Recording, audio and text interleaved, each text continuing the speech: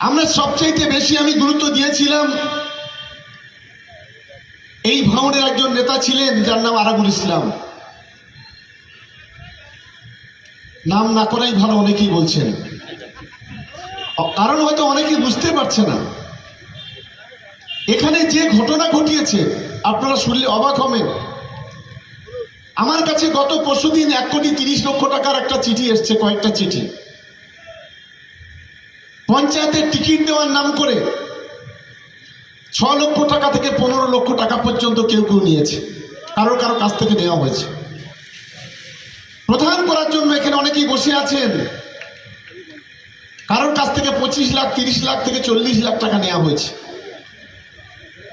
যখন যেটা বলেছে তখন সেটা করেছে। আমি তো জানি না তখন ভাঙড়ের এই ভৌগোলিক অবস্থান, মাত্র 1 মাস এসেছি, কি করে বুঝবো? এভাবে টিকিট দেওয়ার নাম করে যেভাবে পয়সা তসরুপ করেছে এটা আমি প্রথমে বুঝতে পারিনি।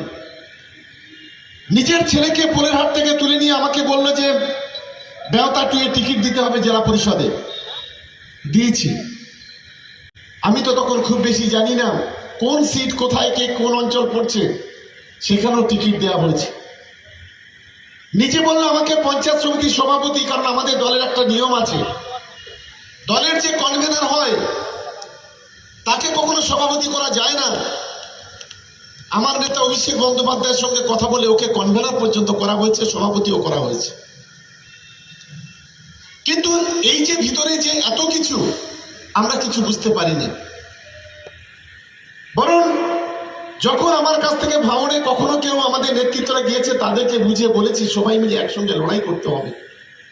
ক্ষোভ দুঃখ জ্বালা যন্ত্রণা আরাবুলের প্রতি যা আছে থাক, কিন্তু নিজেরা একসঙ্গে ঐক্যবদ্ধভাবে যেন লড়াই করি, তাহলে আমরা আইএসএফ এর কাছ থেকে ভাঙড় আমরা জিততে পারবো না। কিন্তু তার বিনিময়ে আমরা দেখেছি সেই সময় যে আমার কাছে যারা বা যে যেত তাদের উপর এখানে রোলার চালানো হতো। আমি সবকিছু জেনে জানা সত্ত্বেও আমি কোনোদিন একটা কথাও বলিনি। কিন্তু তারপরে আপনারা জানেন যে গত পঞ্চায়েতের যে নির্বাচন, সেই নির্বাচনে আমাদের 3-3টে কর্মী খুন হয়ে গেল, আমাদের অনেক কর্মী আহত হলো। আহত কর্মীদের বাড়ি যাব, আমি নিজের পকেট থেকে প্রত্যেকটা কর্মীর বাড়িতে গিয়েছি, 10,000 করে টাকা দিয়ে এসেছি। কেউ টাকা দেয়নি, সকলকে সঙ্গে করে নিয়ে বাড়িতে বাড়িতে ঘুরেছি। চেষ্টা করেছি যে যারা আজকের আহত হয়েছে তাদের পাশে দাঁড়ানো, যারা খুন হয়েছে তাদের পরিবারকে চাকরি এবং সরকারি সাহায্য পাইয়ে দেওয়া। সেটা আমরা যদি মুসলিম ভাই থেকে শুরু করে, রাজু থেকে শুরু করে, রশিদ থেকে শুরু করে প্রত্যেকের পরিবারের একজন করে, মমতা বন্দ্যোপাধ্যায় আমার প্রিয় দিদি, তিনি প্রত্যেকের একটা করে চাকরি এবং 2 লক্ষ টাকা করে সাহায্য করেছেন। আমাদের সীমিত ক্ষমতার মধ্য দিয়ে আমরা চেষ্টা করেছি। কিন্তু মাঝখানে খয়রুলকে মার্ডার করতে হবে পরিকল্পনা শুরু হলো, আমরা কিছুই জানি না। অভিষেক বন্দ্যোপাধ্যায় একদিন আমাকে বললেন, ভাঙড়ে নেতাগিরি করছো, ওখানে একজন প্রধান আছে, তার স্বামীর নাম খয়রুল, তার মার্ডার করার জন্য 18 লক্ষ টাকা লেনদেন হয়েছে। তুমি যে আরাবুল করো, সে আরাবুলেই এই ঘটনার মূল নায়ক, ওটা আমার উপর ছেড়ে দাও। সেইটে এই ঘটনা শোনার পর আমি একটা কোনো কাজে দিল্লিতে যাই, সেদিন আরাবুল অ্যারেস্ট হয়ে যায়। আমি ঘুণাক করে কিছুই জানি না। তারপরে আপনারা জানেন লোকসভা নির্বাচনও সেখানে সাবতোষ করা হয়েছে। খাদিজা বিবি যে জেলা পরিষদের সদস্য, একেবারে ভিতর থেকে চক্রান্ত করে আইএসএফ এর সঙ্গে ভিতর থেকে জোট বেঁধে এখানে যাতে তৃণমূল কংগ্রেসটা হেরে যায়,